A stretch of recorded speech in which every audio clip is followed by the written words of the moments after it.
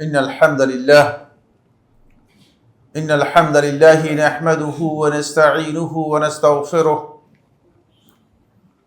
ونؤمن به ونتوكل عليه ونثني عليه الخير كله ونعوذ بالله من شرور أنفسنا ومن سيئات أعمالنا من يهده الله فلا مضل له ومن يضلل فلا هادي له وأشهد أن لا إله إلا الله وحده لا شريك له لا ند له ولا ضد له لا مثيل له ولا مثيل له لا مثال له ولا مثيل له وله المثل الأعلى في السماوات والأرض ليس كمثله شيء وهو السميع البصير وأشهد أن محمدا عبد الله ورسوله خيرته من خلقه وأمينه على وحيه الذي أدى الرسالة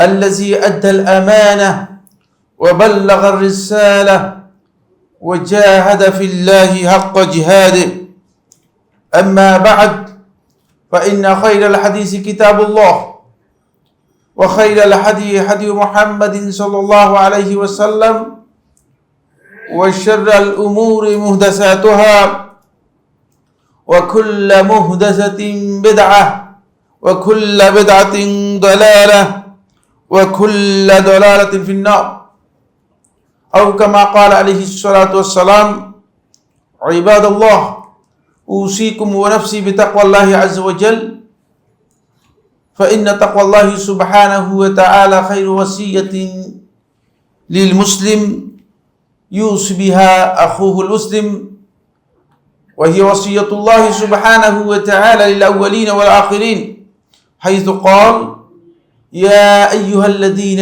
آمنوا اتقوا الله حق تقاته ولا تموتن إلا وأنتم مسلمون وقال سبحانه وتعالى وتزودوا فإن خير الزاد التقوى واتقوني يا أولي الألباب فاتقوا الله عباد الله وأخلصوا لله سبحانه وتعالى أعمالكم قال الله سبحانه وتعالى في كلامه المجيد أعوذ بالله من الشيطان الرجيم ولا يغيرن خلق الله وقال رسول الله صلى الله عليه وسلم ليس منا من ضرب الخدود أو شق الجيوب أو دعا بدعوى الجاهلية أخرجه البخاري في الصحيح وقال صلى الله عليه وسلم في حديث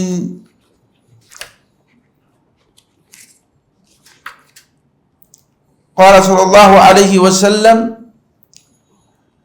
لعن رسول الله صلى الله عليه وسلم المتشبهين من الرجال بالنساء والمتشبهات من النساء بالرجال أخرجه البخاري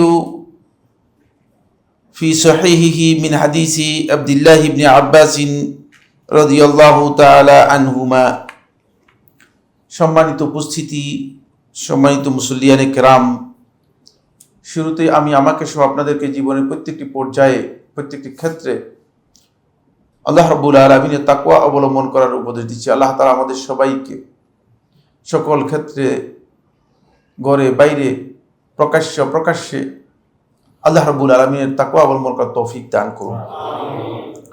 সম্মানিত হাজিরিন, আমরা অত্যন্ত গুরুত্বপূর্ণ একটি বিষয় নিয়ে আজকে আপনাদের সাথে এই জুমার সংক্ষিপ্ত খুতবায় শেয়ার করব। সে বিষয়টি হচ্ছে রাসূলুল্লাহ সাল্লাল্লাহু আলাইহি ওয়াসাল্লাম একাধিক সহিহ হাদিসে আল্লাহ নবী সাল্লাল্লাহু আলাইহি ওয়াসাল্লাম বলেছেন তারা আমার অথবা আমাদের দলভুক্ত নয়। আজকের আলোচনা তাদেরকে নিয়ে হবে যারা রাসূলুল্লাহ সাল্লাল্লাহু আলাইহি ওয়াসাল্লাম এর হাদিসের আলোকে আল্লাহ রাসূল সাল্লাল্লাহু আলাইহি ওয়াসাল্লামের দলভুক্ত হতে পারে না অথবা হতে পারবে না। যারা রাসূলের দলভুক্ত নয়, এই দলভুক্ত নয় বলতে কি বোঝায়, এই আলোচনাও আজকের আলোচ্য অংশের একটি বিষয় থাকবে। এর আগে কারা যাদের ব্যাপারে রাসূলুল্লাহ সাল্লাল্লাহু আলাইহি ওয়াসাল্লাম কথা বলেছেন যে আমার দলভুক্ত নয়? এর সাথে এমন একটি বিষয় আমরা আলোচনা করব যে বিষয়ে রাসূলুল্লাহ সাল্লাল্লাহু আলাইহি ওয়াসাল্লাম আজ থেকে 1450 বছর আগে এই উম্মাহকে সতর্ক করেছেন। তখন হয়তো উম্মতের বেশিরভাগ লোকই এই বিষয় সম্পর্কে তাদের মোটেও জ্ঞান ছিল না, ধারণা করার অনেকের কল্পনাও ছিল না।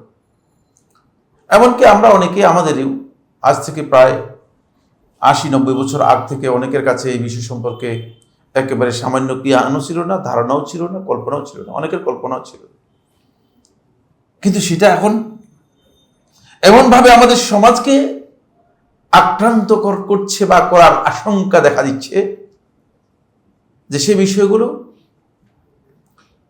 সিলেবাস এবং কারিকুলামের মধ্যে ইনক্লুড করা হচ্ছে, অন্তর্ভুক্ত করা হচ্ছে, যাতে করে মানে এই উম্মার মুসলিম যারা আমরা আছি, এমনিতেই আমরা মুসলিম যারা আছি তাদেরকে যদি সকল মুসলিম বলা হয় তাহলেও কিন্তু সীমালঙ্ঘন হবে না। কিন্তু তারপরেও আমি বলছি আমরা যারা মুসলিম আছি যাতে আমাদের আখলাক, চরিত্র, আকীদা, বিশ্বাস, ধ্যান ধারণা সকল ক্ষেত্রে যেন বিকৃতি আনতে পারে। আর সেই বিষয়টি একটা ইন্টারন্যাশনাল নেগেটিভে পরিণত হয়েছে, যার মাধ্যমে আন্তর্জাতিক ষড়যন্ত্র গোটা বিশ্বের উপর চাপিয়ে দেওয়া হচ্ছে। যাদের পরিবার ভেঙে গিয়েছে, যাদের দাম্পত্য জীবন ভেঙে গিয়েছে, যাদের জীবনে পারিবারিক জীবনে কলহ ছাড়া আর কিছুই নেই, যারা পরিবারে গিয়ে শান্তি পায় না, ক্লাব অথবা নাইট ক্লাবে গিয়ে শান্তি পায়। তো এই সমস্ত লোকদের যে চরিত্র রয়েছে সেই চরিত্র যাতে করে আমাদের মধ্যেও সেটাকে কোনো না কোনোভাবে ইম্পোজ করা যায়, কোনো না কোনোভাবে সেটাকে চাপিয়ে দেওয়া যায়, এই প্রচেষ্টা চালানো হচ্ছে। সেই এলজিবিটি কিউ সম্পর্কে আজকের প্রোগ্রামের বিষয়ে কিছু কথা আমরা আলোচনা করব। আল্লাহ রাব্বুল আলামিন যদি আমাদেরকে তৌফিক দান করেন ইনশাআল্লাহ। রাসূলুল্লাহ সাল্লাল্লাহু আলাইহি ওয়াসাল্লাম এখানে সর্বমোট আমাদের কাছে 22টি পয়েন্ট রয়েছে। আমি জানি না, হয়তো সময় আমাদেরকে সাপোর্ট করলে আমরা সমস্ত পয়েন্ট আলোচনা করতে পারবো, কিন্তু সময় যদি সুযোগ না দেয় তাহলে আমরা মৌলিক কয়েকটি পয়েন্ট সম্পর্কে আলোচনা করব, এরপরে বাকিগুলো হয়তো আমাদের থেকেই যাবে ইনশাআল্লাহ। প্রথম যে পয়েন্টটি নিয়ে আমরা কথা বলছি সেটা হলো এই, আল্লাহ নবী সাল্লাল্লাহু আলাইহি ওয়াসাল্লাম সহিহ বুখারী হাদিসের মধ্যে ইরশাদ করেছেন, হাদিস নম্বর 1297, রাসূলুল্লাহ সাল্লাল্লাহু আলাইহি ওয়াসাল্লাম ইরশাদ করেন, বলেন, লাইসা মিন্না মান দারাবাল খুদুদ আও শাক্কাল জুয়ুব আও দাআ বিদাওয়াল জাহিলিয়া। ওই ব্যক্তি বা ওই সমস্ত লোক আমাদের দলভুক্ত হবে না, তারা আমাদের দলের অন্তর্ভুক্ত হবে না। মান দারাবাল খুদুদ, যে বিপদ আপদ বালা মুসিবতে নিজের বক্ষ বিদীর্ণ করে বুকের উপর বুক চাপড়ায়। অনেকে দেখেছেন আপনারা বুক চাপড়াচ্ছে, বিশেষ করে শিয়া রাফেজি সম্প্রদায় যখন মাতম মিছিল বের করে, তাজিয়া মিছিল বের করে, তখন এগুলো আপনারা দেখতে পান। বিভিন্ন সম্প্রদায় আছে, আর গ্রামে গঞ্জে অনেককে দেখা যায়, কারো যদি আত্মীয় স্বজন মারা যায়, নিজের কাছের পরিচিত ব্যক্তি মারা যায়, তখন দেখা যাচ্ছে যে তিনি অস্থির হয়ে যান, অস্থির হয়ে গিয়ে বুক চাপড়াচ্ছেন, বুকের উপর আঘাত হানছেন। এই ব্যক্তি সম্পর্কে রাসূলুল্লাহ সাল্লাল্লাহু আলাইহি ওয়াসাল্লাম ক্লিয়ার বলে দিয়েছেন, আমাদের, একবার শুধু লাইসা মিন্না, আমাদের দলভুক্ত নয়। এটা অর্থ সামনে আলোচনার মধ্যে আসবে। কারণ এই কাজ, বুক চাপড়ানোর কাজ বিপদ আপদ বালা মুসিবতে ইমানদার ব্যক্তির হতে পারে না। তাহলে কি আপনি আল্লাহ তাআলা যে ফয়সালা সেটা মেনে নিয়েছেন? খুব সহজ কথা, খুব সহজ প্রশ্নের উত্তর। যদি আল্লাহ তাআলার ফয়সালা মেনে নিতেন তাহলে আপনি কোনোভাবে এটা করতেন না। রাসূলুল্লাহ সাল্লাল্লাহু আলাইহি ওয়াসাল্লাম বলেছেন, কোন ব্যক্তির যদি কোনো সন্তান মারা যায়, এর চেয়ে বিপদ কি আর হতে পারে কিনা? আপনার সন্তান একটা মারা গেলে আপনি বুঝতে পারবেন না, আমি বুঝতে পারবো না, আমার সন্তান মারা যায় না, যার সন্তান মারা যায় না তিনি বুঝতে পারবেন না। কিন্তু যার সন্তান মারা গেছে তিনি বুঝতে পারবেন যে এটা আসলে তত সহজ নয়। সন্তানের লাশ যদি কোনো ব্যক্তি তার নিজের কাঁধে নিতে হয়, তাহলে হিমালয় পাহাড় তার মানে কাঁধের উপর নেওয়ার যেমন বোঝা, এ ধরনের মনে হবে। সহজ নয়, বুঝতে পেরেছেন কিনা? সুতরাং এই অবস্থায় যদি কোনো ব্যক্তি তার সন্তান মারা যায়, সে যদি আল্লাহ তাআলার প্রশংসা করে এবং আল্লাহ রাব্বুল আলামিনের যে কদা ফয়সালা রয়েছে সেই ফয়সালা মেনে নিয়ে চলে, আল্লাহ আপনি তো দিয়েছেন, আপনি নিয়ে গেছেন, সুতরাং এটা আপনার ক্ষমতার অধীনে, আমার আপনার শুকরিয়া আদায় করা ছাড়া আর প্রশংসা করা ছাড়া আর কিছুই নেই। তখন আল্লাহ রাব্বুল আলামিন ফেরেশতাদেরকে বলে দেন, সহিহ বুখারী হাদিসের মধ্যে এসেছে, আল্লাহ সুবহানাহু ওয়া তাআলা ফেরেশতাদেরকে বলে দেন, ইবনু লিআবদি বাইতান ফিল জান্নাহ, যে আমার এই বান্দার জন্য জান্নাতের মধ্যে একটা ঘর নির্মাণ করে দাও। ওয়াসাম্মুহু বাইতুল হামদ, এবং এই ঘরের নাম দাও, এই প্রাসাদের নাম দাও, এই প্রাসাদের নাম হবে বাইতুল হামদ, প্রশংসার ঘর, যেহেতু আমার প্রশংসা করেছে। দেখছেন, বুক চাপড়ানোর কোনো বিষয় নেই, ইমানদার ব্যক্তির বুক চাপড়ানোর কোনো বিষয় নেই। সবর ইখতিয়ার করতে হবে। বিপদ আপদে যিনি সবর ইখতিয়ার করতে পারেন নাই, তার বুঝতে হবে যে ইমানের যেই প্যারামিটার আছে, এই প্যারামিটারে তার ইমানটা ডাউন, এখনো নিচের দিকে আছে, এখনো সেটা ইমানের যে গ্রেড আছে সেই গ্রেডে উত্তীর্ণ হতে পারেনি। আউশাক্কাল জুয়ুব, অথবা বুককে বিদীর্ণ করছে, বুকের উপর আঘাত হানতেছে, তরবারি দিয়ে হোক, ছুরি দিয়ে হোক, অথবা অন্য কিছু দিয়ে হোক, মানে এমন অস্থিরতা প্রকাশ করা যেটি জাহিলি যুগের লোকেরা করত। এগুলো জাহিলিয়াতের লক্ষণ, ইসলামের লক্ষণ নয়। আও দাআ বিদাওয়াল জাহিলিয়া, অথবা জাহিলি যুগের যেই আহ্বানগুলো আছে, ডাকগুলো আছে, সেগুলো আসো আমরা এদের বিরুদ্ধে রেখে যাই। জাহেলি যুগে গোত্রভিত্তিক, জাতীয়তা ভিত্তিক, গ্রুপ ভিত্তিক বিভিন্ন ধরনের তাদের একত্রিত হয়ে একদল আরেক দলের উপর ঝাঁপিয়ে পড়ত। জাহেলি বিভিন্ন ধরনের আহ্বান রয়েছে, সেগুলোর দিকে মানুষদেরকে ডেকে নিয়ে আসতো। সেই জাহিলিয়তের আহ্বানে যারা আহ্বান করবে মানুষদেরকে, তারা আমার দলভুক্ত হতে পারবে না। রাসূলুল্লাহ সাল্লাল্লাহু আলাইহি ওয়াসাল্লাম এই হাদিসের মধ্যে এই কথা ইরশাদ করেছেন। এখান থেকে বোঝা যায় যে বিপদ আপদ বালা মুসিবতে ইমানদার ব্যক্তিদের স্ট্যান্ড হবে, অবস্থান হবে, আল্লাহ তাআলার যে ফয়সালা রয়েছে সেই ফয়সালাকে মেনে নিতে হবে। আর দ্বিতীয় নম্বর হচ্ছে, যত প্রকার জাহিলি আহ্বান রয়েছে, যত প্রকার জাহিলি স্লোগান আছে, এই স্লোগান যারা দেবে তারা আল্লাহ রাসূল সাল্লাল্লাহু আলাইহি ওয়াসাল্লামের ভাষায় একেবারে সহিহ বুখারী হাদিস। সুতরাং মানে এটা মানে এখানে আপনাদের আর সন্দেহ করার সুযোগ নেই। রাসূলুল্লাহ সাল্লাল্লাহু আলাইহি ওয়াসাল্লামের ভাষায় স্পষ্ট কথা হচ্ছে, তারা এই জাহিলি স্লোগান দেওয়ার কারণে তারা আল্লাহ রাসূল সাল্লাল্লাহু আলাইহি ওয়াসাল্লামের ভাষায় আমাদের দলভুক্ত হতে পারবে না, মানে মুসলমানদের দলভুক্ত হতে পারবে না। তারা নিজেদের তরিকায় চলছে। এই জন্য স্লোগান দেওয়ার আগে কি স্লোগান দিচ্ছেন সেটাও জানতে হবে আপনাকে। কিসের স্লোগান দিচ্ছেন? আজকে বিভিন্ন স্লোগান আমরা আমাদের সমাজের মধ্যে আছে, সেই স্লোগানটা আপনার সঠিক কিনা, কি স্লোগান দিচ্ছেন, সেই স্লোগান আসলে ইসলাম অনুমোদন দেয় কিনা সেটা আপনাকে জানতে হবে। নাকি জাহিলি স্লোগান দিচ্ছেন? জাহিলিত স্লোগান হচ্ছে অন্তত স্লোগান, জুলমের স্লোগান, মানুষের উপর অবিচার করার স্লোগান, অপ্রয়োজনীয় মানুষের সাথে সংঘর্ষে লিপ্ত হওয়ার স্লোগান, এগুলো হচ্ছে জাহিলি স্লোগান। এবং জাহিলি সমাজ এগুলো ব্যাপকভাবে প্রচলিত ছিল, পরিচিত ছিল, মানুষগুলো সেই স্লোগান দিত। এখান থেকে বেরিয়ে আসতে হবে। 2 নম্বর পয়েন্টটি কাছাকাছি, এটাও একেবারে কাছাকাছি, কিন্তু এটা লফজের মধ্যে ভিন্নতা আছে। রাসূলুল্লাহ সাল্লাল্লাহু আলাইহি ওয়াসাল্লাম ইরশাদ করেন, লাইসা মিন্না মান হালাক ওয়া মান সাল্লাক ওয়া মান খারাক। রাসূলুল্লাহ সাল্লাল্লাহু আলাইহি ওয়াসাল্লাম এই হাদিসের মধ্যে ইরশাদ করেন, হাদিসটি ইমাম বুখারী, ইমাম নাসাঈ রাহিমাহুল্লাহ তাআলা তার সহিহে বর্ণনা করেছেন। এই হাদিসের মানে কাছাকাছি 1866 নম্বর হাদিস, 1866 নম্বর হাদিস। নাসিরউদ্দিন আলবানী রাহমাতুল্লাহ হাদিসটিকে সহিহ বলেছেন। লাইসা মিন্না, সে আমার দলভুক্ত হতে পারবে না, আমাদের দলভুক্ত হতে পারবে না, মুসলমানদের অন্তর্ভুক্ত হবে না। মান হালাক, যে বিপদ আপদ বালা মুসিবতে চুল কামালো। দেখছেন, একটা গোষ্ঠী আছে, আমি আর নাম বললাম না, আপনারা সবাই জানেন। তাদের লোক মারা গেলে প্রথম কাজ হচ্ছে তারা চুল কামিয়ে ফেলে। বোঝা গেল যে আমাদের তরিকা তাদের তরিকা এক নয়। চুল কামানো, বালা মুসিবত বিপদ আপদকে কেন্দ্র করে, এটি ইসলাম অনুমোদন দেয় না। ইসলাম অনুমোদন দেয় না। কিন্তু মাথা যদি উকুন হয় চুল কামাইতেই পারে, সেটা আরেক কথা।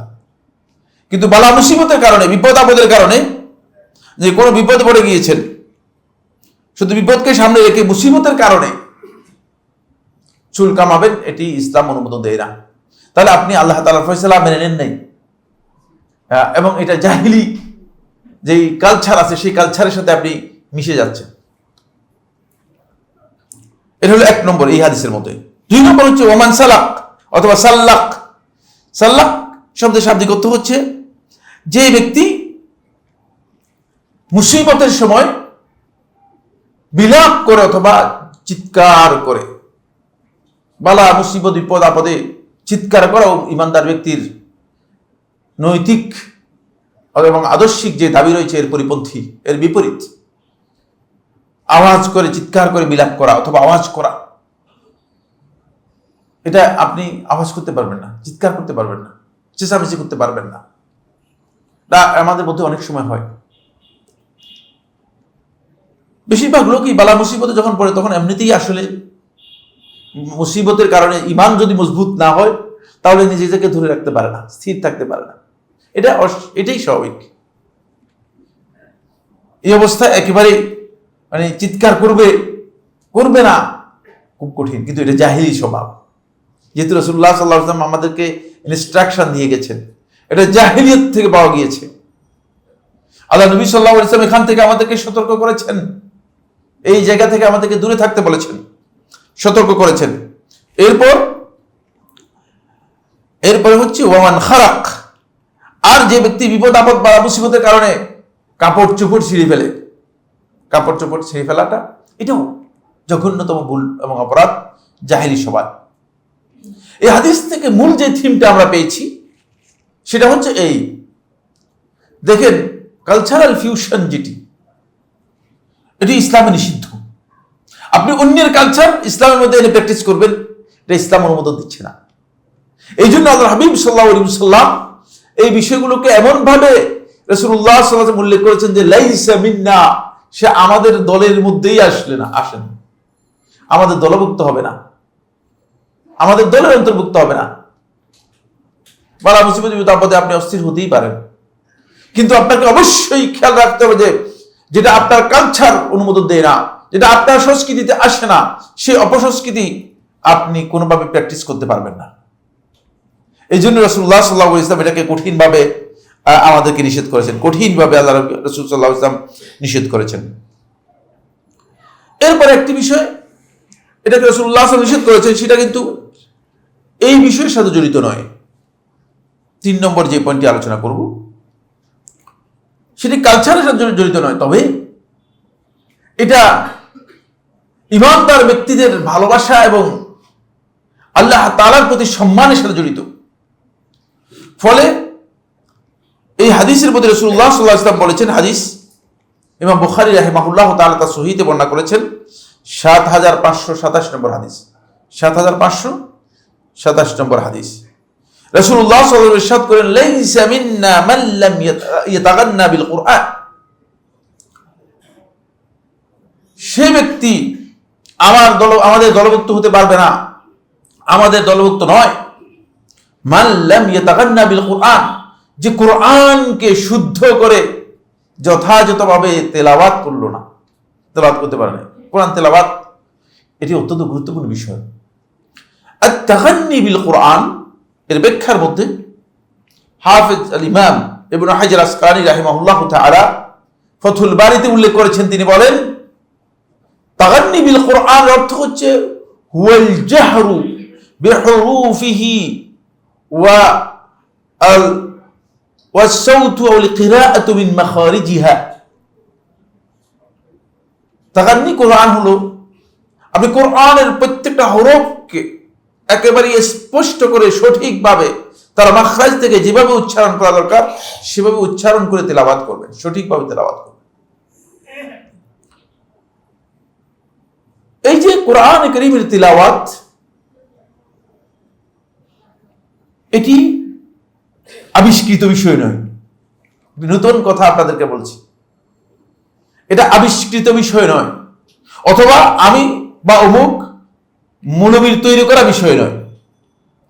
এটা হচ্ছে মুতালাক্কা, এটা গ্রহণ করা হয়েছে, এটি যেভাবে তেলাওয়াত দেওয়া গিয়েছে ঠিক সেভাবে গ্রহণ করা হয়েছে। রাসূলুল্লাহ সাল্লাল্লাহু আলাইহি ওয়াসাল্লাম জিবরিল আমিনের মুখ থেকে সরাসরি গ্রহণ করেছেন। জিবরিল আমিন আলাইহিস সালাতু ওয়াস সালাম আল্লাহ রাসূল সাল্লাল্লাহু আলাইহি ওয়াসাল্লামকে পড়ে শুনিয়েছেন। আবার রাসূলুল্লাহ সাল্লাল্লাহু আলাইহি ওয়াসাল্লাম কি ঠিক করেছেন কিনা জিবরিল আমিনকে শুনিয়ে কনফার্ম করেছেন, দেখছেন। তারপর রাসূলুল্লাহ সাল্লাল্লাহু আলাইহি ওয়াসাল্লাম সাহাবায়ে কেরামদেরকে শিখিয়ে বলেছেন, সাহাবায়ে কেরাম রাসূল সাল্লাল্লাহু আলাইহি ওয়াসাল্লামের কাছ থেকে কি করেছেন, শুনেছেন, সরাসরি শুনেছেন। যেভাবে রাসূলুল্লাহ সাল্লাল্লাহু আলাইহি ওয়াসাল্লাম তেলাওয়াত করেছেন ঠিক সাহাবায়ে কেরামের কাছে রাসূলুল্লাহ সাল্লাল্লাহু আলাইহি ওয়াসাল্লাম শুনেছেন যে আল্লাহ নবী সাল্লাল্লাহু আলাইহি ওয়াসাল্লাম যেভাবে তেলাওয়াত দিয়েছেন সেভাবে শিখেছেন কিনা। এটা তেলাওয়াত এসেছে আমাদের কাছে এবার। মাঝখানে গিয়ে তিলাওয়াতের কি হয়ে গিয়েছে, বিকৃতি হয়েছে। বিকৃতি হয়েছে এই, একদল লোক কোরআন কারীমের তিলাওয়াতকে মনে করেছে যে এটা আমার ডিজাইনে সাজালেই সাজাতে পারি, বদভ্রষ্ট গ্রুপ। ফলে এখন কোরআন কারীমের তিলাওয়াত দেখেন যে তিলাওয়াতের বিভিন্ন ধরন আমাদের সামনে আছে। এটা কোরআন কারীমের প্রকৃত তিলাওয়াত নয়, এটা মন গড়া তিলাওয়াত, নিজেরাই তৈরি করেছে। শয়তানের মাধ্যমে সন্তুষ্ট হবে, আল্লাহ তাআলা সন্তুষ্ট হবে না। কারণ কোরআন কারীম যেহেতু আল্লাহ তাআলা তেলাওয়াত করে শুনিয়েছেন, কোরআনের মধ্যে ওয়ারাত্তালনাহু তারতিলা, আল্লাহ রাব্বুল আলামিন যে তেলাওয়াত করে দিয়ে জিবরিল আমিনকে দিয়েছেন। সুতরাং তিলাওয়াতটা এখানে আল্লাহ সুবহানাহু ওয়া তাআলার যে তেলাওয়াত সেই তেলাওয়াতের সাথে মিললেই। দ্বিতীয় নম্বর আরেক দল লোক বের হয়েছে, সেটা হলো এই কোরআনের যে তিলাওয়াত রয়েছে তেলাওয়াতের সাথে গান সঙ্গীত যেগুলো আছে, গীত যেগুলো আছে, এগুলোর যে অন্তরা আছে, এগুলো যে বিভিন্ন ধরনের মানে টান এবং বিভিন্ন এটাকে কি বলা হয় থাকে মানে শব্দের ব্যবহার রয়েছে, সেই গীত অথবা সঙ্গীতের যেই অন্তরাগুলো আছে সেগুলোর সাথে মিল রেখে কোরআন তেলাওয়াতের ডিজাইন আবিষ্কার করেছে। কিছু উঠানো কিছু নামানো, বুঝলেন না, এটাও কিন্তু খুব ভালো করে খেয়াল করেন, এটা কোরআন কারীমের তেলাওয়াত নয়, কোরআন কারীমের তেলাওয়াত নয়। এরা আল্লাহ নবী সাল্লাল্লাহু আলাইহি ওয়াসাল্লাম কোরআন কারীমের যে তেলাওয়াত শিক্ষা দিয়েছেন সেই শিক্ষা থেকে বিচ্যুত। আমাদের অনেকের কাছে ডিজাইনটা ভালো লাগে আর কি, যখন কোরআনের তেলাওয়াত শুনেন আপনারা আল্লাহু আকবার, অনেকে দেখা যাচ্ছে যে উনি একেবারে চিৎকার করে। খেয়াল রাখবেন যে না, কোরআন কারীমের তেলাওয়াতের মধ্যে আল্লাহ রাসূল সাল্লাল্লাহু আলাইহি ওয়াসাল্লামের তেলাওয়াতই হচ্ছে মূলত মূল তেলাওয়াত। এজন্য রাসূলুল্লাহ সাল্লাল্লাহু আলাইহি ওয়াসাল্লাম কোরআনের তেলাওয়াতের ব্যাপারে স্পষ্ট করেছেন, লাইসা মিন্না মান লাম ইয়াতাগান্না বিল কোরআন। কোরআনের এই তেলাওয়াত সালাফদের কাছ থেকে সরাসরি মুতালাক্কা, যেভাবে প্রাপ্ত হয়েছি আমরা, যেভাবে তেলাওয়াতটা আমরা পেয়েছি সেভাবে তেলাওয়াত শিখে নেওয়া, এটা হচ্ছে কোরআনের তেলাওয়াত। মন গড়া তেলাওয়াত চলছে, বেশিরভাগ লোকেরই তেলাওয়াতের কোনো কি নেই, সনদ মনদ নেই। সনদ তো আপনারা বলছেন ভাই সনদ কি জিনিস, সে সনদ যে রেফারেন্স নেই আর কি, সহজে বোঝানোর জন্য বলছি, রেফারেন্স নেই। যেমন আমি যে তেলাওয়াত করতেছি আমার তেলাওয়াতের রেফারেন্স কি আছে কিনা জিজ্ঞেস করে দেখুন, রেফারেন্স নেই, এমনিতেই তেলাওয়াত করতেছি। এমনি একটা হচ্ছে আরবি পড়ে বুঝে তেলাওয়াত করা, আর একটা হচ্ছে তেলাওয়াত গ্রহণ করা, দুইটা এক জিনিস নয়। এখানে রাসূল সাল্লাল্লাহু আলাইহি ওয়াসাল্লাম এই কোরআনের গুরুত্বের বিষয়টি ইঙ্গিত দিয়েছেন, যাতে করে আমরা কোরআন কারীমের তেলাওয়াতের ব্যাপারে সচেতন হই, সজাগ হই, মন গড়া কোরআন কারীমের তেলাওয়াত তৈরি না করি। এই জন্য রাসূলুল্লাহ সাল্লাল্লাহু আলাইহি ওয়াসাল্লাম বলেছেন যে কোরআন কারীমের তেলাওয়াত যদি ঠিক মতো না করে থাকে তাহলে সে ব্যক্তি আমাদের দলভুক্ত হবে না। এরপরে যে পয়েন্টটি সেটা হলো কত নম্বর, 4 নম্বর সম্ভবত। 4 নম্বর পয়েন্ট হচ্ছে রাসূলুল্লাহ সাল্লাল্লাহু আলাইহি ওয়াসাল্লাম ইরশাদ করেন, আনাস ইবনে মালিক রাদিয়াল্লাহু তাআলা আনহু, আনাস ইবনে মালিক রাদিয়াল্লাহু তাআলা বর্ণনা করেন, তিনি বলেন, ইয়াকুলু জাআ শাইখুন ইউরিদু নবী সাল্লাল্লাহু আলাইহি ওয়াসাল্লাম, এক বয়োবৃদ্ধ ব্যক্তি, বয়স্ক ব্যক্তি আসলেন আল্লাহ রাসূল সাল্লাল্লাহু আলাইহি ওয়াসাল্লামের সাথে দেখা করতে চাচ্ছেন অথবা কথা বলতে চাচ্ছেন। বয়স্ক লোক আসছেন, দেখা করতে চাচ্ছেন। ফাআবতাল কওম আনহু আইয়াসউ লাহু। দেখা গেল যে লোকেরা তাকে জায়গা করে দেওয়ার জন্য জায়গা করে দিবে, একটু রাসূলের সাথে দেখা করবে বয়স্ক ব্যক্তি, লোকেরা দেরি করলো, মানে তাকে সেভাবে জায়গা করে দিল না। যেমন আপনি একজন বৃদ্ধ মানুষ হয়তো আসতেছে কথা বলার জন্য, আপনারা দেখলেন যেখানে যা বসে আছে যুবক, এদিকে যাবেন না, তাকে থামেন, পরে অনেকটা ফাআবতাল কওম, সাহাবায়ে কেরামদের মধ্যে যারা উপস্থিত ছিলেন, উপস্থিত সাহাবায়ে কেরামরা তাকে জায়গা করে দেওয়া থেকে কি করলেন, একটু বিরত থাকলেন, একটু মানে দেরি করলেন, ডিলে করলেন, জায়গাটা যেভাবে করে দেওয়ার দরকার ছিল সেভাবে করে দিলেন না। ফাকাল নবী সাল্লাল্লাহু আলাইহি ওয়াসাল্লাম, তখন নবী সাল্লাল্লাহু আলাইহি ওয়াসাল্লাম একটা গুরুত্বপূর্ণ ইনফরমেশন দিলেন, যেটা এই উম্মার আখলাকের অত্যন্ত গুরুত্বপূর্ণ বৈশিষ্ট্য। রাসূলুল্লাহ সাল্লাল্লাহু আলাইহি ওয়াসাল্লাম বললেন, লাইসা মিন্না মান লাম ইয়ারহাম সাগীরানা, সেই ব্যক্তি আমার দলভুক্ত হবে না, আমাদের দলভুক্ত হবে না। মান লাম ইয়ারহাম সাগীরানা, যে আমাদের মধ্যে ছোটদেরকে দয়া করে না, দেখলে ছোটদের প্রতি দয়া পরবশ হয় না, দয়া করে না। ওয়া ইউআক্কির কাবীরানা, আর বড়দেরকে সম্মান করে না। এখন তো এক সময় আমরা স্বাভাবিকভাবে দেখতাম, কিন্তু এখন এমন হয়েছে যে মানে ছোটদেরকে সম্মান করার প্রয়োজনীয়তা দেখা দিয়েছে। বুঝতে পেরেছে কিনা? বড়দের অবস্থা এমন দাঁড়িয়েছে যে বড়দের ছোটদেরকে কিভাবে সম্মান করতে হয়, সমীহ করতে হয়, এটার প্রয়োজনীয়তা দেখা দিয়েছে। এমনকি পিতা সন্তানের কাছে, মানে সন্তানকে বাবা বাবা বলে, সন্তানের কাছে মনে হচ্ছে যেন সে এত অনুগ্রহের পাত্র হয়ে গিয়েছে যে অনুগ্রহ তলব করতেছে।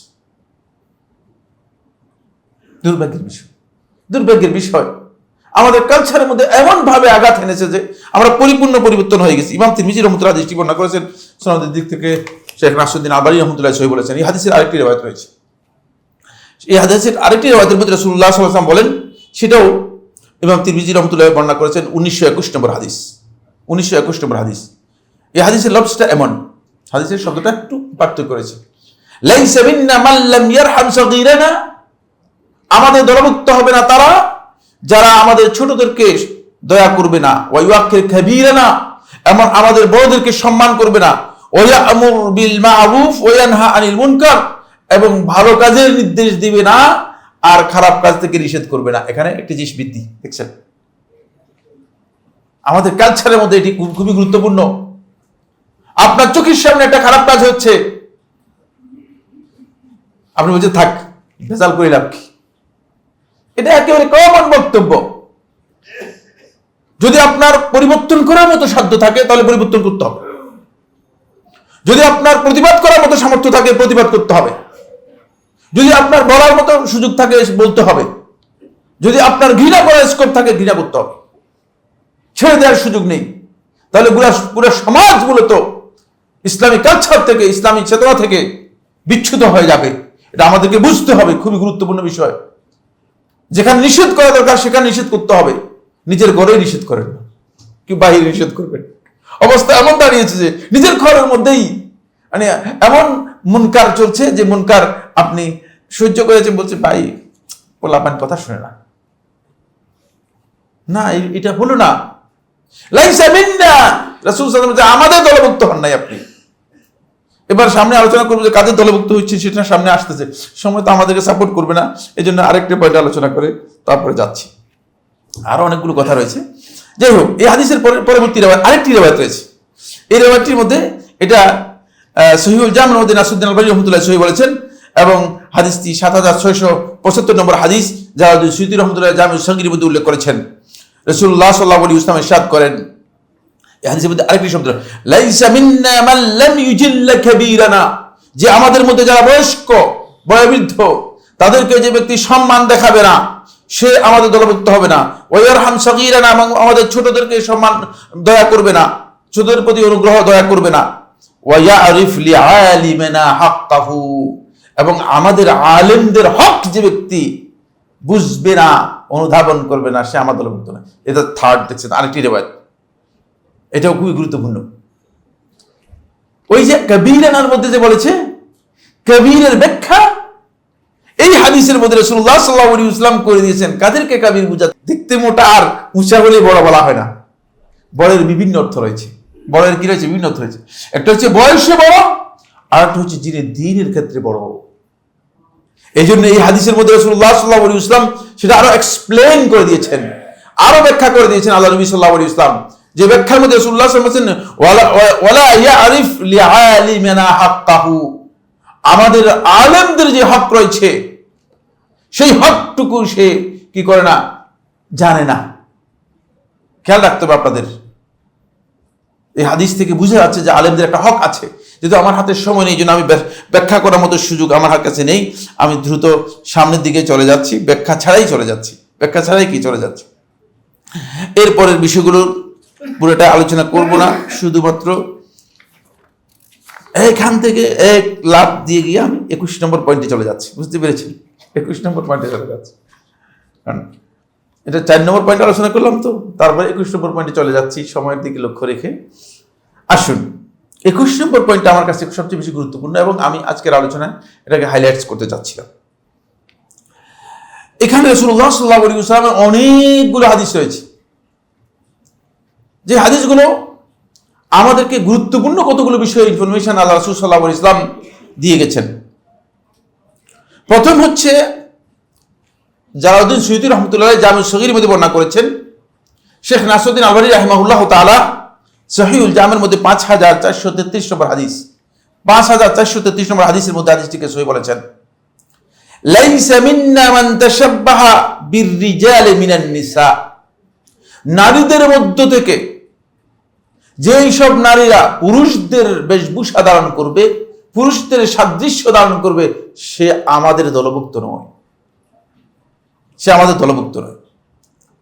ওয়ালা মান তাশাব্বাহা বিন-নিসাই মিনার রিজাল, অনুরূপভাবে পুরুষদের মধ্য থেকে যেই সমস্ত পুরুষরা নারীদের বেশভূষা গ্রহণ করবে, নারীদের চালচলন গ্রহণ করবে, নারীদের সাথে সাদৃশ্য গ্রহণ করবে, আমার দলভুক্ত নয়।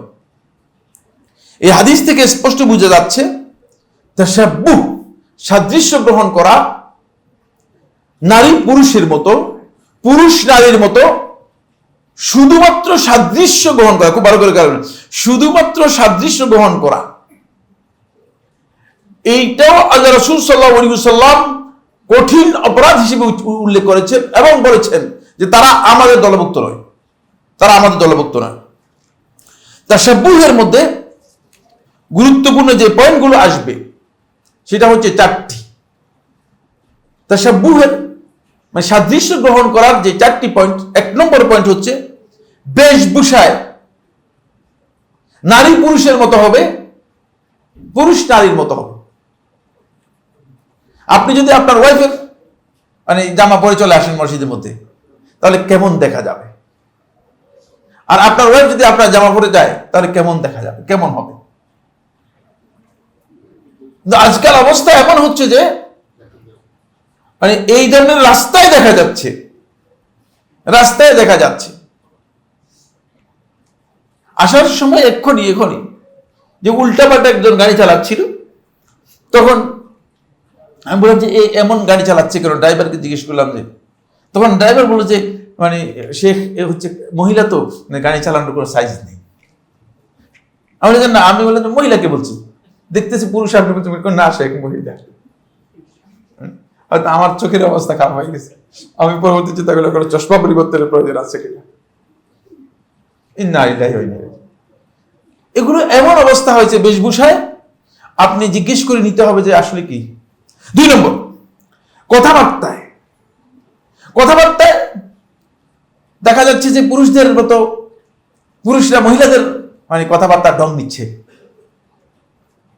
আর মহিলারা পুরুষদের কথাবার্তার ঢং নিচ্ছে, তাহলে তিনি সাদৃশ্য গ্রহণ করলেন। আল্লাহ রাসূল সাল্লাল্লাহু আলাইহি ওয়াসাল্লাম বলেছেন দলভুক্ত হতে পারবে না। 3 নম্বর, চাল চলন ও আচার আচরণে সাদৃশ্য গ্রহণ করতে পারবেন না, কোন অবস্থাতেই চাল চলনের সাদৃশ্য গ্রহণ করতে পারবেন না। 4 নম্বর, কোনোভাবেই মানে পুরুষদের জন্য নির্দিষ্ট যে বিষয়গুলো আছে সেইগুলোতে মহিলারা পুরুষদের অবস্থান নিতে পারবে না, অথবা পুরুষরা মহিলাদের অবস্থান নিতে পারবে না। এবার আসুন রাসূলুল্লাহ সাল্লাল্লাহু আলাইহি ওয়াসাল্লাম হাদিসগুলো শুধু অনুবাদ করে যাই, তারপরে আমি মূল কথায় আপনাদের যাব। আসেন, আনাস ইবনে মালিক রাদিয়াল্লাহু আনহু বর্ণনা করেন, তিনি বলেন রাসূলুল্লাহ সাল্লাল্লাহু আলাইহি ওয়াসাল্লাম ইরশাদ করেছেন, ইজাস্তাহাল্লাত উম্মতি সিত্তান, যখন আমার উম্মত 6টি কাজকে হালাল মনে করবে, বৈধ মনে করবে, চলুক, হতে পারে। আলেমরা হতে দিচ্ছে, চলেন, আরে কিছু করার নেই, চললে অসুবিধা কি? ইজাস্তাহাল্লাত উম্মতি সিত্তান, যখন আমার উম্মত এই 6টি কাজকে হালাল বৈধ মনে করে নিবে, এগুলোকে নিজেদের কাজ হিসেবে গ্রহণ করে নেবে, ফাআলাইহিমুদ দামার, ধ্বংস তাদের জন্য অবধারিত হয়ে যাবে, ধ্বংস তাদের জন্য অবধারিত হয়ে যাবে। ইজা যাহারা ফীহি বিত্তালাউন, যখন তাদের মধ্যে একদল আরেক দলকে অভিশাপ দেওয়া শুরু করবে, ব্যাপকভাবে তালাউন অথবা স্বামী স্ত্রীর মধ্যে তালাউন যেটাকে বলা হয়, তাকে স্বামী স্ত্রীকে অভিশাপ দিবে, স্ত্রী স্বামীকে অভিশাপ দিবে, এইটা যখন চালু হবে। ওয়াশারিবুল খামুর, যখন তারা মদ, ব্যাপকভাবে মদে লিপ্ত হয়ে যাবে, মাদকতায় আসক্ত হয়ে যাবে। ওয়ালাবিসুল হারির, যখন তারা হারির যেই এটা সিল্কের যে পোশাক, যখন তারা সেটাকে কি করবে, গ্রহণ করবে। ওয়াত্তাখাজুল কিয়ান, যখন তারা গায়িকাদেরকে গ্রহণ করবে তাদের মজলিসগুলো থেকে গায়িকাদেরকে নিয়ে আসবে। তারপরে ওয়াক্তাফার রিজাল বির রিজাল, আর যখন পুরুষরা পুরুষদেরকে বিয়ে করবে, পুরুষরা পুরুষদের সাথে সেক্সুয়াল অ্যাবিউজ করবে, এটা আমার বক্তব্য নয়, যেটা আল্লাহ রাসূল সাল্লাল্লাহু আলাইহি ওয়াসাল্লামের সময় কল্পনার বিষয় ছিল না, আল্লাহ রাসূল সাল্লাল্লাহু আলাইহি ওয়াসাল্লাম কিন্তু ইন্ডিকেট করে গেছেন। ওয়াক্তাফার রিজাল বির রিজাল, পুরুষরা পুরুষদেরকে যথেষ্ট মনে করবে সেক্সুয়াল কাজের জন্য। ওয়ান নিসা বিন নিসা, আর মহিলারা মহিলাদেরকে যথেষ্ট মনে করবে। পুরুষে বিয়ে, মহিলা বিয়ে, এটা যখন সমাজের মধ্যে এসে যাবে, তখন আল্লাহ রাসূল সাল্লাল্লাহু আলাইহি ওয়াসাল্লাম ইরশাদ করছেন, ফাআলাইহিমুদ দামার, তাদের উপর ধ্বংস অবধারিত হয়ে যাবে। আর সেটাই মূলত আমরা দেখতে পাচ্ছি। হাদিসের অনুবাদ করে যাচ্ছি, হাদিসটি ইমাম তাবারানী রাহিমাহুল্লাহ তাআলা তার মুআজ্জামের মধ্যে বর্ণনা করেছেন, বাইহাকী শুআবুল ঈমানের মধ্যে বর্ণনা করেছেন, এবং হাদিসটিকে শেখ নাসিরুদ্দিন আলবানী রাহমাতুল্লাহ আলাইহি সহিহুত তারগীবের মধ্যে হাসান বলেছেন। যাতে করে আপনি হয়তো প্রশ্ন করতে পারেন যে মানে কি হাদিসের স্ট্যান্ডার্ড কি, হাদিসের মানগুলো আপনাদেরকে বলে দিচ্ছি। এরপর আসেন, ইবনে আবী শাইবা রাহিমাহুল্লাহ তাআলা তার মুসান্নাফের মধ্যে বর্ণনা করেন 6ষ্ঠ খণ্ডের 589 হাদিস, সালিম ইবনে আব্দুল্লাহ ইবনে ওমর, তিনি তার আব্বা থেকে বর্ণনা করতেছেন, অর্থাৎ আব্দুল্লাহ ইবনে ওমর থেকে বর্ণনা করতেছেন। তিনি বলেন, ক্বালা ফিল মারআতি তারকাবুল মারআহ, আব্দুল্লাহ ইবনে ওমর রাদিয়াল্লাহু আনহু থেকে তার সালিম বর্ণনা করতেছেন, তিনি বলেন, ওই নারী সম্পর্কে যেই নারী আরেকজন নারীকে বিয়ে করবে,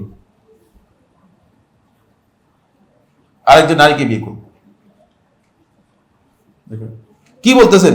ক্বালা লায়ালকায়ান্নাল্লাহা ওয়া হুমা জানিয়ানি, তারা আল্লাহ রাব্বুল আলামিনের সম্মুখীন হবে অবস্থায় যে এই দুইজন জেনাকারিনী, দুইজনই জেনার মধ্যে লিপ্ত ছিল।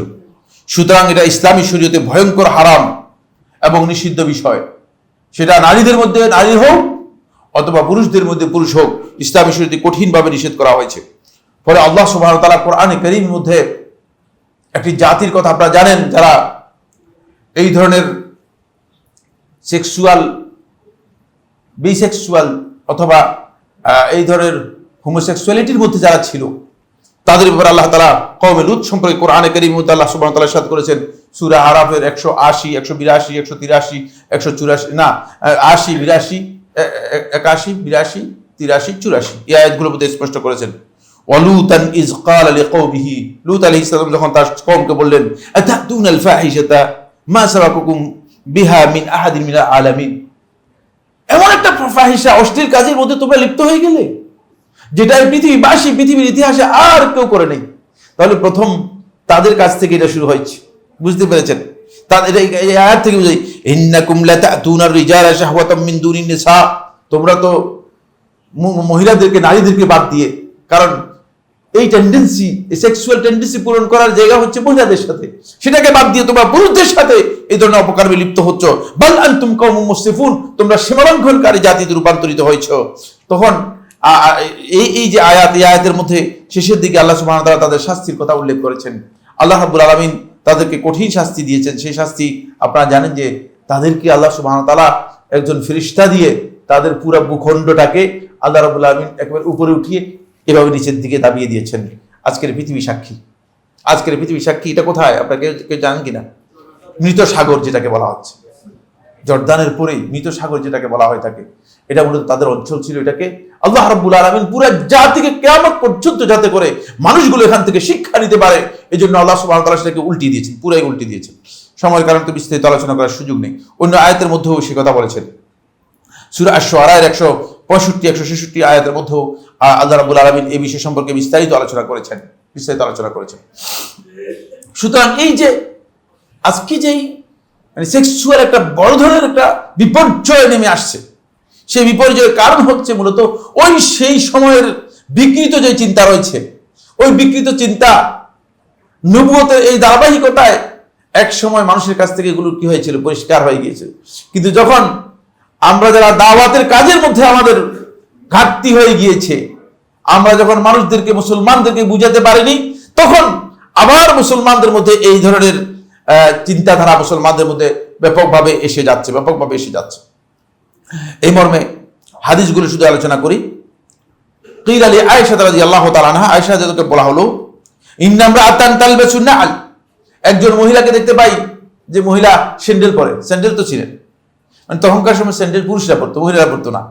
ফাকালাত লাআনা রাসূলুল্লাহি সাল্লাল্লাহু আলাইহি ওয়াসাল্লাম আর রাজুলাতা মিনান নিসা, তখন আয়েশা যেটা বললেন আল্লাহ রাসূল সাল্লাল্লাহু আলাইহি ওয়াসাল্লাম অভিশাপ করেছেন, আল্লাহ রাসূল সাল্লাল্লাহু আলাইহি ওয়াসাল্লাম অভিশাপ দিয়েছেন ওই নারীদেরকে যেই সমস্ত নারীরা পুরুষদের বেশভূষা ধারণ করে থাকে। স্যান্ডেল তো মানে এখন তো কমন, যে মানে কোথায় লাআনতটা খুব ভালো করে খেয়াল করেন। যদি স্যান্ডেলের জায়গায় লাআনত হয়ে থাকে, তাহলে আমরা যেগুলোর জন্য মানুষদেরকে বলতেছি, যেগুলোর জন্য মানুষদেরকে আহ্বান করতেছি, ডাকতেছি, সেগুলো কত ভয়ঙ্কর। এখানে স্যান্ডেলের মাসালা এসেছে। সামনে আসেন, এরপরে কি বলা হচ্ছে।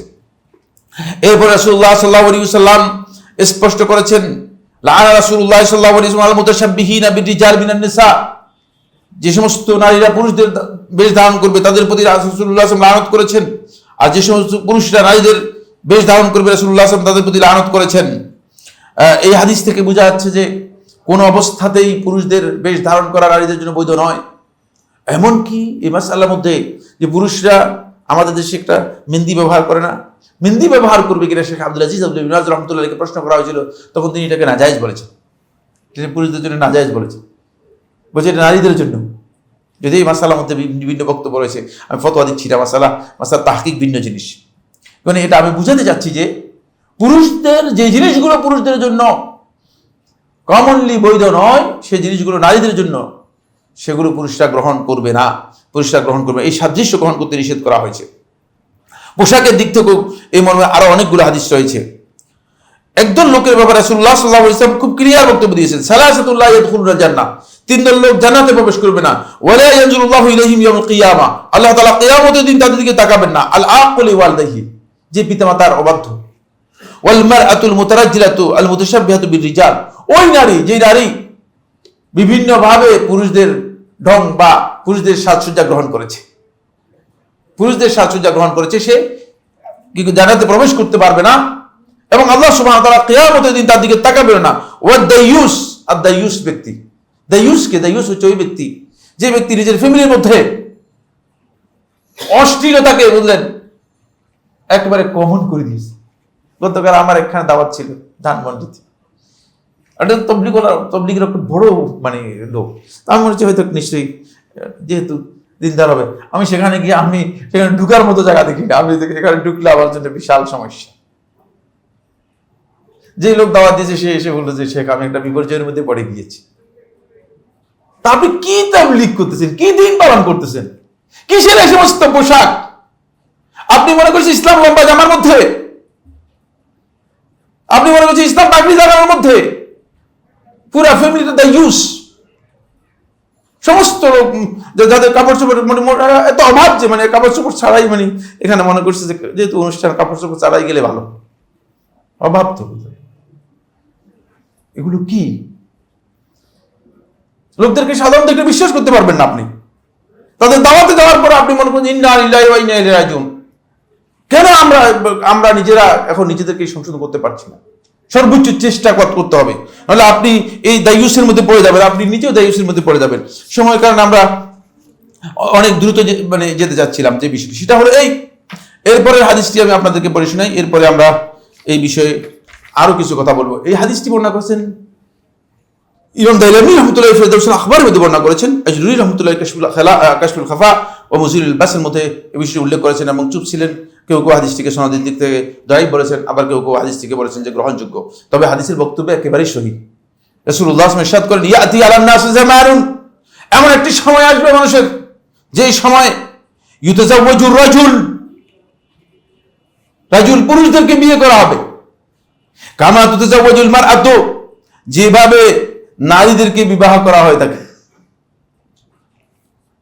দেখছেন আমার বন্ধুগণ, আজকে সবচেয়ে বড় হতাশার বিষয় হচ্ছে এই যে আমাদের এই সমাজে মানে সেই সময়ের সেই জিনিসগুলোই নিয়ে আসা হয়েছে।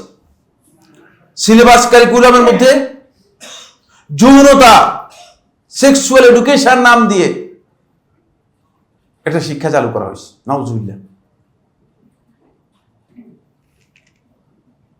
এর আগে যারা মানে এই দীর্ঘদিন পর্যন্ত বাংলাদেশ তো স্বাধীন হয়েছে, তো অনেক লম্বা সময় হয়েছে, মানে এর আগে মানুষগুলো সেক্সুয়াল বিষয় সম্পর্কে কিছু জ্ঞান রাখতো না। আপনারা যারা মানে সেক্সুয়ালি আপনাদের কি অবস্থা হয়েছে, আপনারা কত বড় জাহেল ছিলেন দেখছেন সেক্সুয়ালের ব্যাপারে, যার কারণে এটাকে সিলেবাসে অন্তর্ভুক্ত করতে হবে। শিশুদেরকে সেক্সুয়াল এই বিষয়গুলো এডুকেশন দেওয়া হবে, কত নির্বোধ। এবং তারা এই কথা তাদের মাথার মধ্যে ঢুকানো হচ্ছে, এই কথা তাদের মাথার মধ্যে দেওয়া হচ্ছে যে একজন সেক্সুয়াল জ্ঞান যদি না রাখে তাহলে তার ভুল হতে পারে, সে মানে এই সমস্ত বিষয়ে ক্ষতিগ্রস্ত হতে পারে। আমার বন্ধুগণ, এর কারণ কি? এর মৌলিক কারণ হচ্ছে, সময় শেষ হয়ে গেছে, মৌলিক কারণ হচ্ছে এই পশ্চিমা সকল সভ্য বর্বর জাহেলি জাতি যারা আছে তারা পারিবারিকভাবে বিধ্বস্ত, এত বিধ্বস্ত যে তারা পারিবারিক অশান্তির মধ্যে, দাবানলের মধ্যে আছে। 2 নম্বর বিষয় হচ্ছে সেক্সুয়াল অ্যাবিউজ করতে করতে এমন এক পর্যায়ে চলে গিয়েছে যে তাদের মানে বিবাহের প্রয়োজন নেই, বিবাহ করার মতো কোন মানে প্রয়োজন নেই, কারণ তাদের বিবাহ করতে হবে কেন? যেমন খাবার আপনার খিদে থাকলে তো খাবেন, ঠিক না? ঠিক খিদা যেমন আপনার খাবারের চাহিদাকে তৈরি করে, আপনার শরীরের চাহিদাও এর উপর নির্ভর করবে, সেক্সুয়াল টেন্ডেন্সিটাও চাহিদাও আপনার এটার উপর নির্ভর করবে। তাদের সেই জিনিসগুলো নেই, ফলে সেখানে এই অবস্থা তৈরি হয়েছে। এখন তারা এটাকে এনজয় করবে কিভাবে? তাদের নৈতিক অবক্ষয় এমন পর্যায়ে চলে গিয়েছে, তখন তারা নারী নারী, পুরুষ পুরুষ, এই ধরনের সমকামিতার কতগুলো প্রোগ্রাম গোটা বিশ্বকে দেওয়ার জন্য নতুন ভাবে কিছু গবেষণা করেছে। গবেষণা করে আর কিছুই পায় না। আমার বন্ধুগণ, আল্লাহ রাব্বুল আলামিন মাখলুকাতের সুন্নাত দেখেন, গোটা মাখলুকাতের সুন্নাতের মধ্যে যেটা নেই, গোটা সৃষ্টি প্রাণী জগতের সুন্নাতের মধ্যে, পশু জানোয়ারের সুন্নাতের মধ্যে যেটা নেই, সেটাকে মুসলমানদের মধ্যে ঢুকিয়ে দেওয়ার জন্য তোমরা অবক্ষয়ের মধ্যে চলে গিয়েছো। তোমাদের পরিবার, সেখানে সন্তান সন্ততির কোনো পরিচয় নেই, স্বামী স্ত্রীর কোনো পরিচয় নেই, কোনো ধরনের বালাই বলতে কিছুই নেই। এখন সেটাকে অন্যদের উপর চাপিয়ে দেওয়ার জন্য তারা এমন একটা সভ্যতা নিয়ে আসছে, যে সভ্যতা পশুর মধ্যেও নেই, যে সভ্যতা পশুর মধ্যেও নেই। আপনি একটা গরুকে ছাগলের সাথে সেক্সুয়াল টেন্ডেন্সি পূরণ করতে দেখবেন না। কোন ধরনের বিবেচনা এটা আমার জানা নেই। এখন আমাদের দেশেও একদল লোক মাশাআল্লাহ সভ্য সুন্দর কোটটাই পরা, ছবি চেহারা বেশ বেশ বেশ সুন্দর চমৎকার, কিন্তু তারা এলজিবিটি কিউ সম্পর্কে বলতেছে, আর আমরা মনে করতেছি এটা আন্তর্জাতিক একটা ষড়যন্ত্র। আর আমরা মনে করতেছি কি এলজিবিটি কিউ মানে নতুন কিছু দিচ্ছে আর কি, আপনাকে আসলে নতুন কিছু দিচ্ছে না, পচা মাল উপর দিয়ে কি করে সুন্দর করে একটা প্যাকেট করে দিয়ে দিচ্ছে। এটা খাবেন তো শেষ, দুর্গন্ধের মধ্যে শেষ হয়ে যাবেন। আমাদের পরিবার কথা, আমাদের যে ভালোবাসার জায়গাগুলো আছে, আমাদের সম্মানের যে জায়গাগুলো আছে, সন্তান সন্ততি যে আছে, এই সবটাকে ড্যামেজ করে দেওয়ার জন্য, সবটাকে পরিপূর্ণরূপে বিধ্বস্ত করে দেওয়ার জন্য মনে একটা ষড়যন্ত্র ছাড়া আর কিছুই না।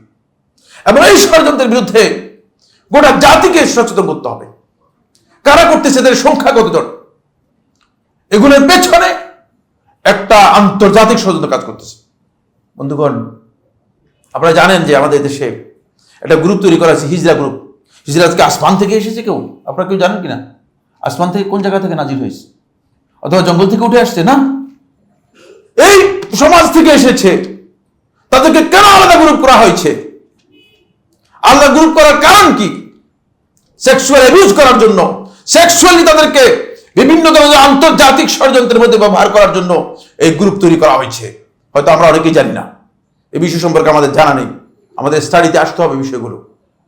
আর সেখান থেকে এই হিজড়াদেরকে বিভিন্ন জায়গায় খারাপ কাজে ব্যবহার করা হচ্ছে, বিভিন্ন জায়গায় খারাপ কাজে ব্যবহার করা হচ্ছে। একটা গ্রুপ তৈরি করা হচ্ছে। কিভাবে আপনি তাদেরকে, তারা আপনার সন্তান, এই সমাজের অংশ, তাদেরকে ঘর থেকে কে বের করে দিয়েছে? কেন ঘর থেকে তারা বের হয়ে গিয়েছে? এর পিছনে কি ইন্ধন ছিল? এগুলো একটা পরিবেশ তৈরি করা হচ্ছে, যে পরিবেশের মাধ্যমে এই যে এলজিবিটি কিউ নামদারে, লেসবিয়ান, পুরুষ পুরুষের সাথে, গে নারী নারীর সাথে, বুঝতে পেরেছেন? বিসেক্সুয়াল, এটা হচ্ছে বহুমুখিতা, বহুগামিতা, মানে যার সাথে শিকাল কুকুরের সাথেও মানে আপনি সেক্সুয়াল কাজ করেন, কোনো অসুবিধা নেই। বুঝতে পেরেছেন? কুইয়ার হচ্ছে একেবারে সেক্স বিমুখ হওয়া। এই সব কিছুই মূলত এই আমাদের সমাজের মধ্যে এগুলোকে এমন ভাবে চাপিয়ে দেওয়া হচ্ছে। এগুলোর এডুকেশন আমাদেরকে দিবে, এগুলোর জ্ঞান দিবে। আমার আল্লাহ রাসূল সাল্লাল্লাহু আলাইহি ওয়াসাল্লাম তো জানিয়ে দিয়ে গেছেন। তুমি কি জ্ঞান দিবা? তুমি কি জ্ঞান দিবা আমাদেরকে? আমাদের কাছে ইনফরমেশন আছে। 1450 বছর আগে রাসূলুল্লাহ সাল্লাল্লাহু আলাইহি ওয়াসাল্লাম এই উম্মাহ কোন কোন ভয়ঙ্কর অপরাধ, ভয়ঙ্কর খারাপ বিষয়ের সাথে জড়িত হয়ে যেতে পারে, সেই ব্যাপারে রাসূলুল্লাহ ইন্ডিকেট করে গেছেন, ইন্ডিকেশন দিয়ে গেছেন। সুতরাং আমরা জানি যে এটা হবেই, এজন্য আমাদেরকে সতর্ক করতে হবে। এদের সংখ্যা অনেক বেশি নয়, কিন্তু এরা যদি আমাদের উপরে চাপিয়ে দেয়, এক সময় আপনি দেখবেন যে মানে সুদ যখন হালাল করা হয়েছে, মানে সুদ যখন মানুষের উপরে চাপিয়ে দেওয়া হয়েছে মুসলমানদের মধ্যে, তখন মুসলমানরা কি আপনি মনে করেন বলছে না এমনি অসুবিধা নেই, সুদি কারবার করি। এখন আপনি এখানে এই উপস্থিতির মধ্যে আপনি যদি করে দেখেন, আমি সহ যদি আরো অন্যান্য যারা আছে মানে সুদের কারবারের সাথে যুক্ত নয়, সুদের কারবার করছেন না, এরকম লোক পাওয়া কি হ্যাঁ দুরূহ, কঠিন। কোনো না কোনো ভাবে আপনি সুদের সাথে যুক্ত হয়ে আছেন, অথচ ইসলামে সবচেয়ে ভয়ঙ্কর হারাম এটি, সবচেয়ে জঘন্যতম হারাম এটি। তো এই বিষয়গুলো আমাদের এখনই যদি আমরা এগুলোকে প্রতিহত করতে না পারি, এগুলোর বিরুদ্ধে আমাদের স্পষ্ট বক্তব্য না আসে, তাহলে আমরা ক্ষতিগ্রস্ত হব। আল্লাহ সুবহানাহু ওয়া তাআলা আমাদের সবাইকে এই ধরনের ষড়যন্ত্র থেকে বাঁচার তৌফিক দান করুন। বন্ধুগণ, রাসূলুল্লাহ সাল্লাল্লাহু আলাইহি ওয়াসাল্লাম সেক্সুয়ালের কথা বলেন নাই, সেক্সের কথা বলেন নাই। রাসূলুল্লাহ সাল্লাল্লাহু আলাইহি ওয়াসাল্লাম সাদৃশ্য গ্রহণ করে রাসূলুল্লাহ সাল্লাল্লাহু আলাইহি ওয়াসাল্লাম লাআনতের বিষয় হিসেবে উল্লেখ করেছেন। আর সেখানে আপনি মানে পুরুষের সেক্সের কথা বলতেছেন, যেটা এত ভয়ঙ্কর অপরাধ, যে যার আযাব আল্লাহ সুবহানাহু ওয়া তাআলা দিয়ে একটি জাতিকে পরিপূর্ণরূপে ধ্বংস করে দিয়েছেন। সুতরাং আমরাও এই ধরনের অপরাধ যদি আমাদের সমাজের মধ্যে ছেয়ে যায়, তাহলে অপরাধ থেকে, শাস্তি থেকে বাঁচার আমাদের কোনো উপায় থাকবে না। আল্লাহ সুবহানাহু ওয়া তাআলা আমাদের সবাইকে এই বিষয়গুলো উপলব্ধি করে এগুলোর ব্যাপারে যার যেখানে সুযোগ আছে, যে স্কোপ আছে, সেখানে যেন আমরা ভূমিকা পালন করতে পারি। আল্লাহ তাআলা আমাদেরকে তৌফিক দান করুন। আকুলু কাউলি হাযা লি ওয়া লাকুম ফাস্তাগফিরুল্লাহ লি ওয়া লাকুম ফাস্তাগফিরুহু ইন্নাহু হুয়াল গফুরুর রাহিম। আলহামদুলিল্লাহ আলহামদুলিল্লাহ ইহসানিহি ওয়া শুকরু লাহু আলা তাওফীকিহি ওয়া ইমতিনানিহি ওয়া আশহাদু আল্লা ইলাহা ইল্লাল্লাহু ওয়াহদাহু লা শারীকা লাহু তা'যীমান লিশানিহি ওয়া আশহাদু আন্না মুহাম্মাদান আবদুল্লাহি ওয়া রাসূলুহু আদ-দাঈ ইলা রিদওয়ানিহি ওয়া আলা আলিহি ওয়া আসহাবিহি ওয়া ইখওয়ানিহি ইবাদাল্লাহ ইন্নাল্লাহা ইয়া'মুরু বিল আদলি ওয়াল ইহসানি ওয়া ইতা'i যিল কুরবা ওয়া ইয়ানহা আনিল ফাহশাই ওয়াল মুনকার। আমাদের এখানে কিছু একজন ভাই অসুস্থ আছেন, ক্যান্সার আক্রান্ত, আপনাদের কাছে দোয়া চেয়েছেন। আমরা আল্লাহ রাব্বুল আলামিনের কাছে দোয়া করি আল্লাহ সুবহানাহু ওয়া তাআলা তাকে সুস্থ করে দিন। আপনারা মনে করছেন ক্যান্সার সুস্থ হয় না, এটা সঠিক নয়। আল্লাহ তাআলা ক্যান্সার সুস্থ করার ক্ষমতা রাখেন কি রাখেন না? হ্যাঁ, রাখেন না। আমি এখানে আপনাদের এখানে দাঁড়িয়ে আছি, এই ব্যক্তি বাংলাদেশের সমস্ত নেফ্রোলজিস্টরা বলেছে যে আপনার কিডনি সব ড্যামেজ হয়ে গেছে, কিন্তু আমি এখন এই ড্যামেজ ব্যক্তি দাঁড়িয়ে আছি এখানে। আমার আল্লাহ রাব্বুল আলামিন পারেন, আমার আল্লাহ তাআলার ক্ষমতা রয়েছে, অনেক বিশাল ক্ষমতা রয়েছে। সুতরাং আমাদের ভাইদের জন্য আমরা দোয়া করি আল্লাহ তাআলা যেন তাকে সুস্থ করে দেন। যারা মারা গিয়েছেন তাদের জন্য আমরা দোয়া করি আল্লাহ রাব্বুল আলামিন তাদেরকে যেন জান্নাত দান করেন, তাদের কবরকে আল্লাহ রাব্বুল আলামিন যেন রহমত দিয়ে ভরপুর করে দেন। আমাদের মুসলিমদের মধ্যে যারা অসুস্থ আছেন তাদেরকে সুস্থতা দান করেন। বন্ধুগণ, বিপদ আপদ বালা মুসিবত কষ্ট পাচ্ছে অনেকে। আল্লাহ রাব্বুল আলামিন যেন বালা মুসিবত বিপদ আপদগুলো আমাদের দূর করে দেন। আর একটি বিষয় রয়েছে, আপনারা জানেন যে আসলে পশ্চিমাদের একটাই টার্গেট, তাদের টার্গেট হচ্ছে মুসলিমদেরকে কিভাবে শেষ করে দেওয়া যায়। মুসলিম কি, সে কি শিয়া, সে কি মানে রাফেজি, সে কি ইসমাইলি, সে কি বাতেনি, সে কি, এটা তাদের চিন্তা নয়। তাদের চিন্তা এটা নয়, মুসলিম পরিচয় দিলেই যেন তাদেরকে ধ্বংস করে দেওয়া যায়। লেবাননের এত নির্বিচারে মানুষদেরকে হত্যা করা হচ্ছে, যেটা আপনারা যারা এখানে আছেন হয়তো তারা কেউ জানেনই না। ব্যাপকভাবে ভয়ঙ্কর বোমা হামলা করা হচ্ছে, এটা পরিপূর্ণরূপে আমেরিকার নেতৃত্বে হচ্ছে, মানে আমেরিকা করছে। আল্লাহ রাব্বুল আলামিনের কাছে আমরা দোয়া করি আল্লাহ তাআলা আমাদের এই মুসলিম ভাইদেরকে, তারা অনেকে শিয়া, কিন্তু শিয়া হলে কি তাদেরকে হত্যা করে ফেলা দরকার আছে আপনার মনে করেন? শিয়া হলে তাদেরকে হত্যা করার জন্য আমরা দোয়া করবো? নাউযুবিল্লাহি মিন যালিক। তারা মুসলিম, তারা তো আল্লাহকে স্বীকার করতেছে, তারা রাসূলুল্লাহ সাল্লাল্লাহু আলাইহি ওয়াসাল্লামের বিষয়ে ঘোষণা দিচ্ছে, তাদের কিছু আকীদাগত বিশাল বিভ্রাট আছে, আমরা আছে না, নাই কথা বলছি না, কিন্তু এ কারণে কাফের তাদেরকে হত্যা করে ফেলবে আর আমরা সবাই চুপ থাকবো, এটা হতে পারে না। তাদের জন্য দোয়া করা আমাদের প্রয়োজন। এই সমস্ত ভাইদেরকে আল্লাহ সুবহানাহু ওয়া তাআলা যেন হেফাজত করেন। আল্লাহ রাব্বুল আলামিন যেন তাদের দুশমন এবং ইসলামের দুশমন যারা আছে তাদেরকে আল্লাহ সুবহানাহু ওয়া তাআলা ধ্বংস করে দেন। আমাদের মতোয়ালি সাহেবের মা মারা গিয়েছিলেন এই একটি দিবসে। দিবস পালনের জন্য এটা বলছি, আমাকে জানানো হয়েছে, আমরা দোয়া করি যেন আল্লাহ সুবহানাহু ওয়া তাআলা, কারণ তিনি আমাদেরকে একটা সুযোগ করে দিয়েছেন, যেন আল্লাহ রাব্বুল আলামিন এর বরকতগুলো, এর যেই আল্লাহর পক্ষ থেকে যে দান রয়েছে সেটা যেন তার আল্লাহ রাব্বুল আলামিন তার আমলনামার মধ্যে সংযুক্ত করে দেন। আল্লাহ রাব্বুল আলামিন আমাদের সবাইকে যেন দ্বীনের উপর অবিচল থাকার তৌফিক দান করেন। হাযা সুবহানাকাল্লাহুম্মা ওয়া বিহামদিকা আশহাদু আল্লা ইলাহা ইল্লা আনতা আস্তাগফিরুকা ওয়া আতুবু ইলাইক।